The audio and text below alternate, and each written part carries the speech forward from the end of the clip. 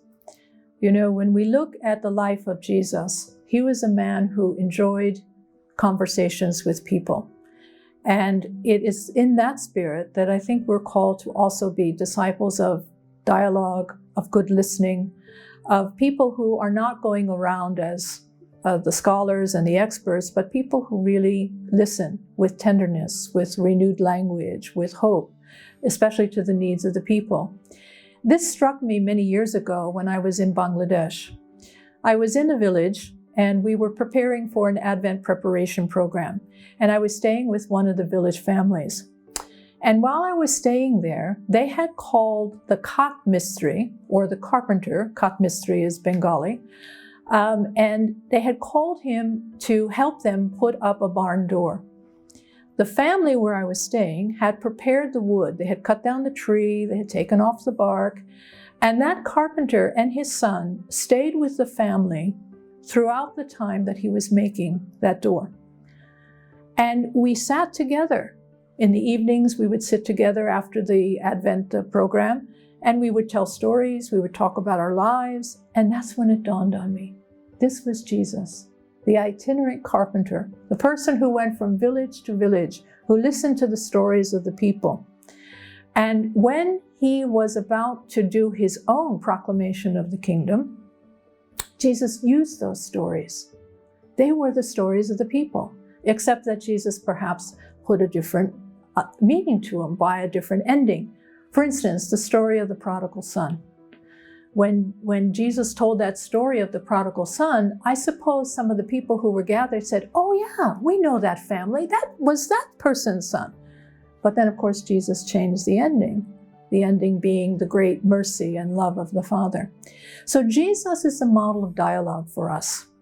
And I believe that this is really important for all of us as Christians, to really be those kinds of disciples who like to dialogue, who like to converse with people. This is really true also of the church as a whole. I'm recalling 55 years ago yesterday, when Paul VI published his first encyclical, when he became Pope in 1964. It was called Ecclesiam Suam, his church or Christ's church. And in that encyclical, in the middle of Vatican II, Paul was trying to give incentive for us to continue the work of Vatican II. And he talked about the three characteristics of the Catholic community. He said deeper self-knowledge, dialogue, and ongoing renewal. And there Paul was talking about the idea of the way dialogue is an avenue for us to learn about ourselves and to learn for one another. It was also the document of the church that was the first to use the word dialogue as a way of us being church. And what was really genius about Paul's document was that he talked about various forms of dialogue as concentric circles.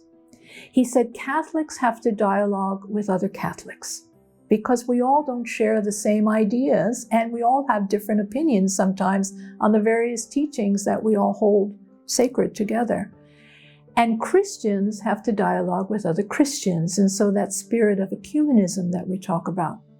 And religions have to dialogue with each other. So the idea of all of us dialoguing with other religions. And then, of course, religions dialoguing with the greater society.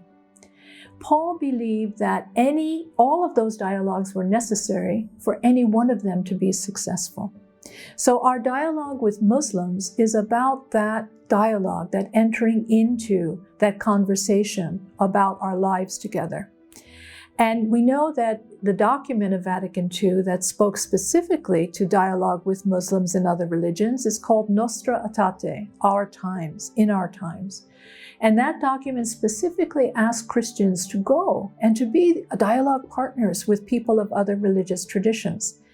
The document is furthered in other studies and other documents that have been produced by the church about how shall we go about doing that dialogue. And one of the things that it talks about is 4 forms of dialogue.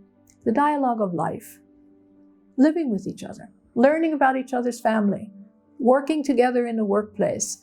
How do we get along? What is important to us? What are the values that we share? Dialogue of prayer, really recognizing that we are people of prayer. Various religions pray in different ways, but we are all looking to God, who actually is the originator of dialogue. God dialoguing with us and we with one another.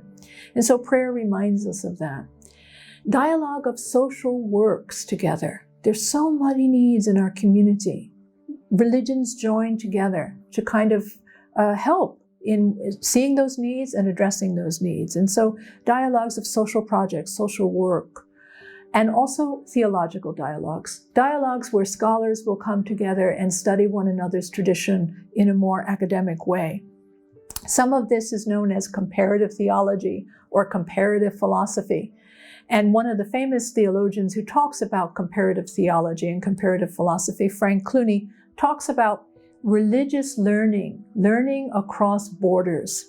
And our own Holy Cross Father John Donne used to liken it to a journey across the banks of a river, going from one side of the river, seeing their understanding and their points of view of life, and coming back to your own with that information, and the way that there's mutual illumination, growth in understanding of what we mean by truth, goodness, and beauty, and learning that this is God's project. God started the dialogue, and we now continue the conversation with other Catholics, other Christians, other religions, and society as a whole.